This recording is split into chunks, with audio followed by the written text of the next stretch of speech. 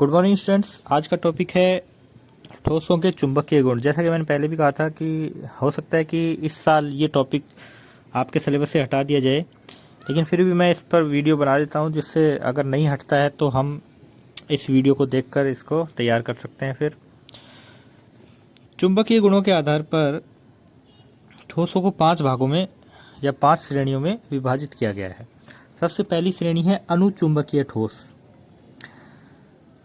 इन पदार्थों में अयुग्मित इलेक्ट्रॉनों की उपस्थिति के कारण इनमें स्थायी चुंबकीय द्विध्रुव होते हैं। चुंबकीय क्षेत्र में रखने पर ये चुंबकीय क्षेत्र से आकर्षित होते हैं, अर्थात चुंबकीय क्षेत्र में चुंबक की तरह व्यवहार करते हैं, परंतु चुंबकीय क्षेत्र हटते ही इनका चुंबकीय गुण समाप्त हो जाता है। देखिए क्या होता है, जब ये जैसे टाइटेनियम ऑक्साइड है, VO2, वेनेडियम ऑक्साइड है, कॉपर ऑक्साइड है या ऑक्सीजन है, तो इनके परमाणु कक्षक आपस में मिलकर आणविक कक्षकों का निर्माण करते हैं और उन आणविक कक्षकों में इलेक्ट्रॉन भरे जाते हैं। तो फिर कई बार इलेक्ट्रॉन अयुग्मित रह जाते हैं इनमें, क्योंकि इलेक्ट्रॉन कम पड़ जाते हैं तो अयुग्मित इलेक्ट्रॉन रह जाते हैं। अयुग्मित इलेक्ट्रॉनों का चक्रण होता है तो क्या उत्पन्न होता है, द्विध्रुव आघूर्ण उत्पन्न होता है, और इस द्विध्रुव आघूर्ण से ही चुंबकीय क्षेत्र उत्पन्न होता है, द्विध्रुव बन जाता है, और उसी की वजह से जब इनको चुंबकीय क्षेत्र में रखा जाता है तो वो उससे आकर्षित होते हैं और एक चुंबक की तरह व्यवहार करते हैं। लेकिन जैसे चुंबकीय क्षेत्र हटाएंगे वो द्विध्रुव खत्म हो जाएगा और चुंबकीय प्रभाव उसका कम हो जाएगा या ख़त्म हो जाएगा, चुंबक की तरह व्यवहार नहीं करेंगे। तो ये एग्जाम्पल याद रखने हैं। मेन बात इसमें यह है कि अनुचुंबकीय जो ठोस होते हैं उनमें अयुग्मित इलेक्ट्रॉन पाए जाते हैं, जिनकी वजह से उनमें चुंबकीय आघूर्ण उत्पन्न होता है। और प्रतिचुंबकीय ठोस इसके विपरीत होते हैं। इनमें जो सभी इलेक्ट्रॉन जो होते हैं वो युग्मित होते हैं। तो एक इलेक्ट्रॉन के चक्रण से, ये मान लिया दक्षिणावर्त चक्रण करता है, तो ये वाला कैसा करेगा, वामावर्त चक्रण करेगा। तो एक इलेक्ट्रॉन के चक्रण से उत्पन्न आघूर्ण दूसरे इलेक्ट्रॉन जो इसका पड़ोसी है, जो इससे उल्टा भरा हुआ है, इसके चक्रण के द्वारा क्या हो जाएगा, निरस्त हो जाएगा। तो इसमें चुंबकीय आघूर्ण उत्पन्न ही नहीं होता, इसलिए चुंबकीय क्षेत्र में रखने पर ये चुंबक की तरह व्यवहार नहीं करते हैं, इससे प्रतिकर्षित होते हैं चुंबकीय क्षेत्र से। तो प्रतिचुंबकीय ठोस का मुख्य गुण क्या हो गया कि इनमें सभी इलेक्ट्रॉन कैसे होते हैं, युग्मित होते हैं। इन पदार्थों में सभी इलेक्ट्रॉन युग्मित रहते हैं, इसलिए एक इलेक्ट्रॉन द्वारा उत्पन्न चुंबकीय आघूर्ण विपरीत चक्रण वाले दूसरे इलेक्ट्रॉन द्वारा नष्ट हो जाता है। ये पदार्थ चुंबकीय क्षेत्र से प्रतिकर्षित होते हैं। जैसे NaCl है, H2O है, बेंजीन है, ये आयन्स हैं। तीसरे हैं लोह चुंबकीय ठोस, फेरोमैग्नेटिक। तो ये एक तरह से धातुओं से ही बने होते हैं और धातुओं में धनायन होते हैं। तो जब तक इन ठोसों को चुंबकीय क्षेत्र में नहीं रखा जाता तो इनकी जो धनायन है, अहमियत जो धनायन है, जिनको हम डोमेन भी बोल सकते हैं, इनके जो डोमेन या फिर जो धनायन है वो अनियमित रूप से व्यवस्थित होते हैं। लेकिन जैसे ही अनियमित रूप से, कैसे, किसी का चक्रण ऐसे होगा, किसी का ऐसे होगा, किसी धनायन का इलेक्ट्रॉनों का चक्रण इस तरह से होगा, किसी का इस तरह से होगा। लेकिन जैसे ही इनको चुंबकीय क्षेत्र में रखा, इनके जो डोमेन है, इनके जो आयन है, परमाणुविक आयन है, इनका चक्रण एक ही दिशा में होने लग जाता है, इस तरह से। अब देखिए, एक तो एक ही इलेक्ट्रॉन का चक्रण हो और एक सभी प्रकार के आयनों में जो इलेक्ट्रॉन है एक ही तरह से चक्रण कर रहे हैं, तो बहुत ही ज़्यादा चुंबकीय आघूर्ण उत्पन्न होगा। तो ये डोमेन की साइड है, यानी कि एक ही साइड में चक्रण करेंगे तो प्रबल चुंबक की तरह व्यवहार करेंगे, और चुंबकीय क्षेत्र हटा लेंगे ना तो भी इनमें चुंबकत्व का गुण उपस्थित रहेगा। जैसे लोहा है, आपने देखा होगा कि जो मैकेनिक होते हैं वो जो पेचकस होता है लोहे का होता है, उसको जब किसी रेडियो या टीवी या ट्रांजिस्टर को ठीक कर रहे होते हैं तो उसकी जो चुंबक है उस पर रगड़ के फिर किसी पेच को जो अंदर घुस गया है या नीचे गिर गया है उसको उठाते हैं। रगड़ने से ही उस लोहे में चुंबकीय गुण उत्पन्न हो जाते हैं, क्योंकि वो लोह चुंबकीय ठोस होता है। ऐसे ठोस जो चुंबकीय क्षेत्र में प्रबल रूप से आकर्षित होते हैं लोह चुंबकीय ठोस कहलाते हैं। चुंबकीय क्षेत्र में रखने पर चुंबक की तरह व्यवहार करते हैं तथा चुंबकीय क्षेत्र हटा लेने पर भी उनका चुंबकीय गुण बना रहता है। चुंबकीय क्षेत्र में रखने पर इनके सभी डोमेन चुंबकीय क्षेत्र की दिशा में अभिविन्यासित हो जाते हैं और प्रबल चुंबकीय प्रभाव उत्पन्न करते हैं। चुंबकीय क्षेत्र हटा लेने पर भी चुंबकीय प्रभाव बना रहता है। तो डोमेन का संरेखण एक ही तरफ होता है। ये एग्जाम्पल है। और ये जो क्रोमियम ऑक्साइड है इसका उपयोग कैसेट की टेप बनाने में किया जाता था पहले, आजकल तो कैसेट ही नहीं बनती। प्रतिलोह चुंबकीय, अब इसमें भी इसका उल्टा है। लोह चुंबकीय का उल्टा प्रतिलोह चुंबकीय, यानी कि डोमेन पहले तो अनियमित रहते हैं, जैसे चुंबकीय क्षेत्र लगाया तो वो एक दूसरे के विपरीत संरेखित हो जाएंगे। एक आयन का संरेखण ऐसे होगा तो दूसरे का उसके विपरीत हो जाएगा, तो एक के द्वारा उत्पन्न चुंबकीय आघूर्ण दूसरे के द्वारा नष्ट कर दिया जाएगा। तो पहले तो ये एक तरह से हो सकता है कि अनुचुंबकीय गुण रखते हों, लेकिन जैसे ही इनका चुंबकीय क्षेत्र में रखा इनको, ये किसकी तरह व्यवहार करेंगे? प्रतिचुंबकीय पदार्थों की तरह व्यवहार करेंगे। इन ठोसों की संरचना लोह चुंबकीय ठोसों के समान ही होती है। ऐसा इसलिए लिखा है क्योंकि लोह चुंबकीय ठोसों में भी जो धनायन है उनका संरेखण अनियमित होता है, इनमें भी शुरुआत में अनियमित होता है, लेकिन जब इनको चुंबकीय क्षेत्र में रखा जाता है तो इनके जो डोमेन है वो एक दूसरे के विपरीत विन्यासित हो जाते हैं, एक दूसरे के चुंबकीय आघूर्ण को क्या कर देते हैं? निरस्त कर देते हैं। तो ये एग्जाम्पल है इसके, MnO2, Mn2O3, Cr2O3, V2O3, FeONiO। ये एग्जाम्पल जरूर याद रखने आपको। पांचवा और अंतिम ठोस है फेरी चुंबकीय या लघु चुंबकीय ठोस, फेरी मैग्नेटिक। अब ये इनका बीच का है, लोह चुंबकीय और प्रतिलोह चुंबकीय के बीच का है। इनमें भी शुरुआत में जो डोमेन होते हैं अनियमित प्रकार से व्यवस्थित होते हैं, लेकिन जैसे चुंबकीय क्षेत्र लगाते हैं तो मैं यहाँ एक डायग्राम बनाता हूँ, आप भी बना लेना। कुछ तो एक दूसरे के विपरीत हो जाते हैं, लेकिन कुछ एक दूसरे के विपरीत नहीं हो पाते, तो कुछ ना कुछ चुंबकीय आघूर्ण इनमें बचा रह जाता है। इसीलिए इनको लघु चुंबकीय ठोस बोलते हैं। इनके जो डोमेन हैं इनमें कुछ ना कुछ चुंबकीय आघूर्ण बचा रह जाता है, यानी कि सभी एक दूसरे के विपरीत संरेखित नहीं हो पाते हैं। कुछ ऐसे ठोस पदार्थ भी होते हैं जिनमें डोमेन चुंबकीय आघूर्ण एक दूसरे के चुंबकीय प्रभाव को पूर्ण रूप से नष्ट नहीं कर पाते हैं, अर्थात इनके चुंबकीय आघूर्ण का कुछ मान होता है, तो चुंबक से भी ये कुछ दुर्बल रूप से आकर्षित रहेंगे। जैसे ये इसके एग्जाम्पल्स हैं, मैग्नेटाइट, फेराइट। गर्म करने पर ये पदार्थ अनुचुंबकीय व्यवहार प्रदर्शित करते हैं। ये नोट ध्यान में रखना है, गर्म करने पर कौन से पदार्थ अनुचुंबकीय की तरह व्यवहार करते हैं, वो कौन से हैं? फेरी चुंबकीय या लघु चुंबकीय ठोस।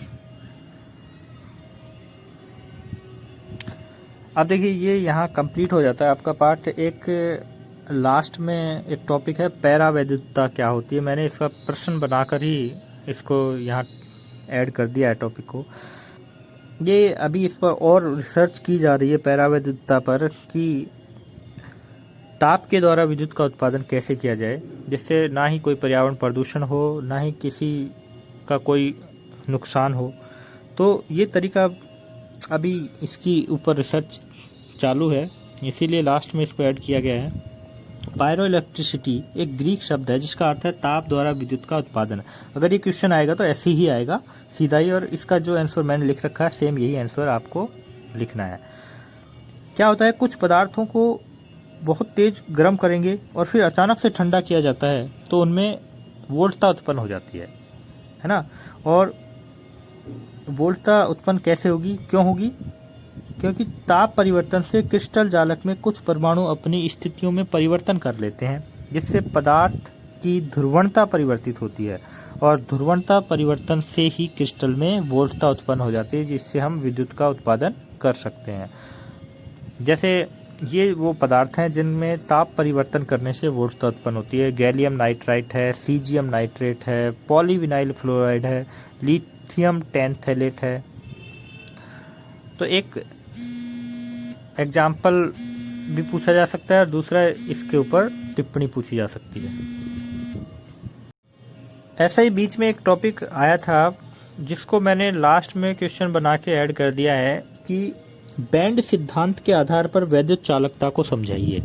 यानी कि हमने 3 वैद्युत चालकता के आधार पर पदार्थों को 3 भागों में बांटा था, चालक, कुचालक और अर्धचालक। तो उसको बैंड सिद्धांत के आधार पर भी समझाना होता है। तो देखिए, पहले तो ये देखें बैंड सिद्धांत किस पर आधारित है। क्या होता है कि परमाणु कक्षक आपस में संयोग करके आणविक कक्षकों का निर्माण करते हैं और इन आणविक कक्षकों की ऊर्जा में बहुत ही कम अंतर होता है, तो ये आपस में अतिव्यापित होकर बैंड का निर्माण करते हैं। तो उन बैंडों को हम इस तरह से दर्शा देते हैं, ठीक है। देखिए, परमाणु कक्षकों ने संयोग किया, आणविक कक्षक बने, आणविक कक्षकों में फिर से इलेक्ट्रॉन भरे जाते हैं और उन आणविक कक्षकों के अलग अलग बैंड बन जाते हैं क्योंकि उनकी मध्य ऊर्जा अंतर कम होता है। तो इलेक्ट्रॉन जब भरते चले जाएंगे, आप इस तरह समझो, इस तरह से बैंड बन जाते हैं। तो अब इलेक्ट्रॉन भरे जा रहे हैं, पहले इसमें भरे जाएंगे, कम ऊर्जा का है, ये ऊर्जा बढ़ती चली जा रही है, ठीक है। ये कम ऊर्जा का है, ये इससे ज़्यादा ऊर्जा का है, ये उससे ज़्यादा ऊर्जा का, ये इससे ज़्यादा ऊर्जा का है। तो पहले इलेक्ट्रॉन इसमें भरे जाएंगे, ये भर गया है तो फिर इसमें भरे जाएंगे। अब ये भर गया है और फिर इसमें भरे जा रहे हैं और ये आधा ही भरा गया है। इसके बाद इलेक्ट्रॉन ख़त्म हो गया हमारे। तो इसके बाद ये जो बैंड होगा, ये बैंड क्या रह जाएगा, खाली बैंड हो जाएगा। जो बैंड खाली रहता है किसी धातु में या परमाणु में, तो वो कहलाता है चालक बैंड।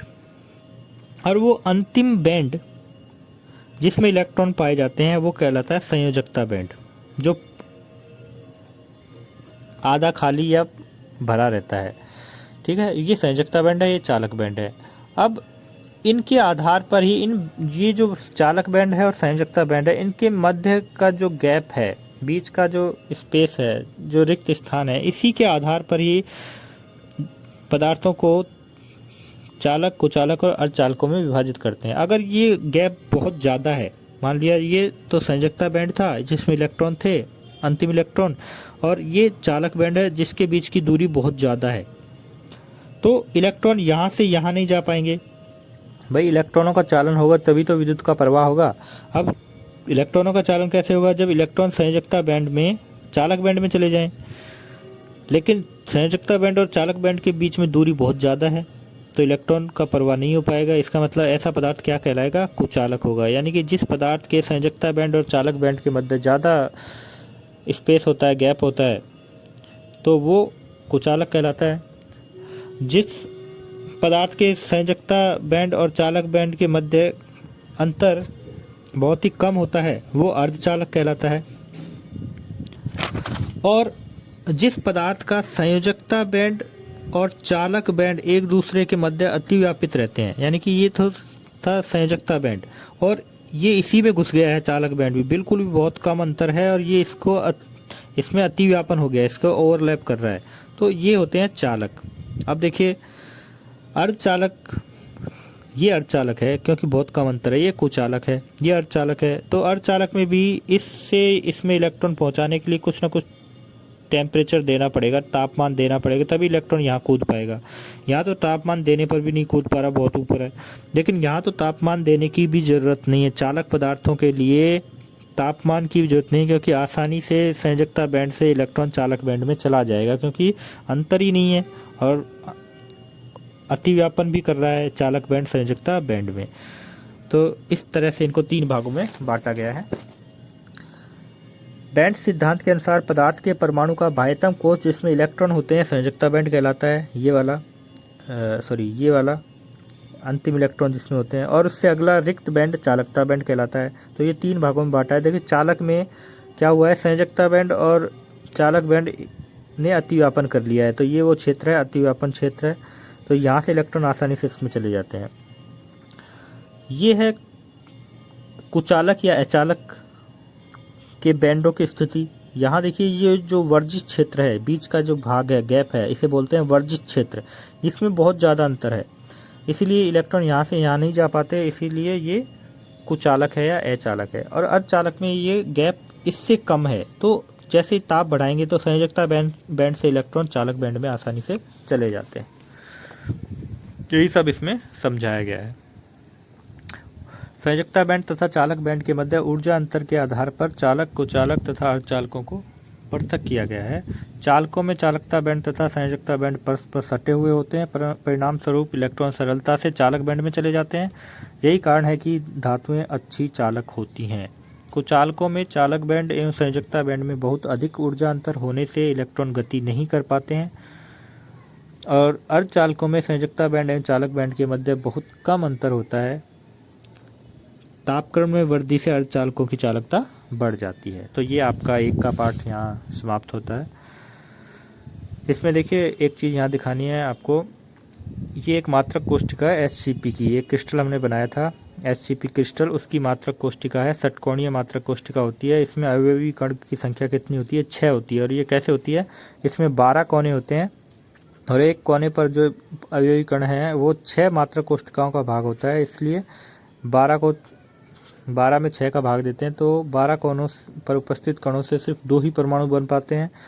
2 फलकों पर होते हैं, यहाँ देखिए एक ऊपर है एक नीचे है। फलक वाला जो परमाणु होता है वो 1/2 भाग ही एक मात्रक कोष्टिका को देता है, तो 2 से 1 परमाणु बनेगा। और 3 केंद्र के बीचों बीच हैं तो ये 3 परमाणु बनते हैं, ये इसी के भाग होते हैं। तो कुल कितने परमाणु हो गए? 6 परमाणु हो गए। और ये मात्रक कोष्टिका बनानी भी बहुत ही आसान है। देखिए षटकोणीय संरचना बनाते हैं तो इस तरह से बनाएंगे कि देखो इसके नीचे नहीं रखना है, ये एक ऊपर वाली बना रहा हूँ फिर नीचे वाली बनाएंगे, तो ये इसके नीचे न रख के थोड़ा सा आगे रखेंगे, इससे थोड़ा आगे रखेंगे और ये कोने वाले हैं। अब इनको मिलाएंगे, एक षटकोणीय संरचना बनेगी, ठीक है। और इसके नीचे इस दूसरी षटकोणीय संरचना बनानी है, ये ठीक ऐसे ही बनानी है। तो ये ऊपर वाले हैं, तो ये नीचे वाले षटकोणीय संरचना के ऊपर वाले कण हो गए, ठीक है।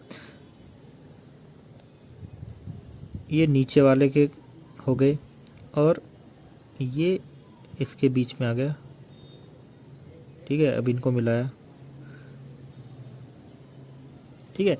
बीच में 3 दिखा दे रहे हैं, एक ऊपर एक नीचे, और ये 12 किनारे हैं, सॉरी कोने हैं, तो इन पर दिखा देने हैं। इनको इससे जोड़कर दिखा सकते हैं, इस स्पर्श में रहते हैं, ऐसे ही इसमें दिखा सकते हैं। तो इस तरह से ये षटकोणीय निबिड़ संकुलित संरचनाओं से बना HCP जो क्रिस्टल है उसकी मात्रक कोष्टिका इस प्रकार से बनाई जाती है। और ये जो सारणी है ये पहले हमारे सिलेबस में होता था, तो इसमें जो क्रिस्टल्स हैं उनकी समन्वय संख्या पूछी जाती थी। हमारे सिलेबस में इसको हटा दिया गया है, लेकिन कुछ पीछे के पेपर्स में आप इस तरह के क्वेश्चन देखोगे तो इसमें से कुछ एग्जाम्पल हम याद रख सकते हैं। बोर्ड एग्जाम में बाहर से भी कई बार क्वेश्चन पूछ लिया जाता है। तो ये समन्वय संख्या है, देखो Na से और Cl यानी कि 6:6 का मतलब है कि 6 सोडियम परमाणुओं को 6 क्लोराइड या क्लोरीन आयन घेरे रखते हैं, 6 क्लोरीन आयनों को 6 सोडियम आयन घेरे रखते हैं, तो इसीलिए ये अनुपात बनता है। ऐसा इसमें है, ये 8:8 के अनुपात में पाए जाते हैं, ये 4:4 के अनुपात में है, ये 8:4 के अनुपात में होते हैं। इसका मतलब है कि 8 कैल्शियम के आयन 4 फ्लोरीन के आयनों को घेर के रखते हैं, ठीक है। या फिर ये कहें कि 1 फ्लोरीन का आयन को 8 कैल्शियम के आयन घेर के रखते हैं। ये N2O है, इसका अनुपात 4:8 का होता है। तो N2O को प्रति फ्लोराइड संरचना भी कहते हैं, क्योंकि देखिए CaF2 फ्लोराइड संरचना है, इसका 8:4 है, और इसका इससे उल्टा है, सूत्र N2O है लेकिन अनुपात उल्टा है। तो CaF2 की विपरीत संरचना है, इसलिए इस Na2O को प्रति फ्लोराइड संरचना भी कहते हैं। सिर्फ इसी के पहले ये क्वेश्चन इस तरह के आते थे, लेकिन ये टॉपिक अब हमारे नहीं है। तो ये था आपका 1 का चैप्टर।